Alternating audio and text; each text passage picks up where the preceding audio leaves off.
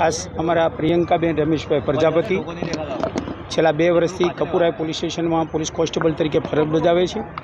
તેઓ નવજીવન જે ward number 5ની ઓફિસની સામે એકલા રહે છે અને પીએસઆઈમાંની તૈયારી કરતા હોવાથી છેલ્લા 10 દિવસથી રજા ઉપર હતા।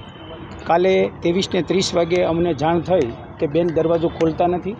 તે બાબતે તાત્કાલિક અમારા ઇન્વેના માણસો પહોંચી ગયા। ઇન્વેના માણસો જોયું તો દરવાજો બંધ હતો, એટલે તાત્કાલિક અમને જાણ કરી અને અમે ઉપર જઈને જોયું તો બેન હેંગિંગ હાલતમાં હતા, ગળે ફાંસો ખાધેલા હાલતમાં હતા। તાત્કાલિક અમે અમારા સિનિયર અધિકારીઓને પણ જાણ કરી, પછી એના વાલી વારસને પણ અમે જાણ કરી અને વાલી વારસને જાણ કરી અને ડેડ બોડી અમે સિવિલ હોસ્પિટલમાં હાલ પીએમ પૂરું થયું અને એના વાલી વારસને અત્યારે ડેડ બોડી અમે સોંપી દીધી છે અને આગળની તપાસ ચાલુ છે। બેન સિંગલ એકલા જ રહેતા હતા।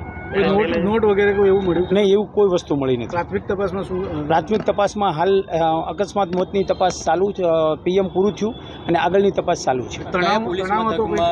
કપુરાઈ પોલીસ સ્ટેશનમાં બેન ફરજ બજાવતા હતા। કેટલા સમયથી? છેલ્લા 2 વર્ષથી કપુરાઈ પોલીસ સ્ટેશન ખુલ્યું તે દૂર નહીં, કોઈ તણાવ નહીં, તૈયારી કરતા હતા બસ। આપણે શું દાખલ કર્યું? આપણે અકસ્માત મોત દાખલ કરેલું છે।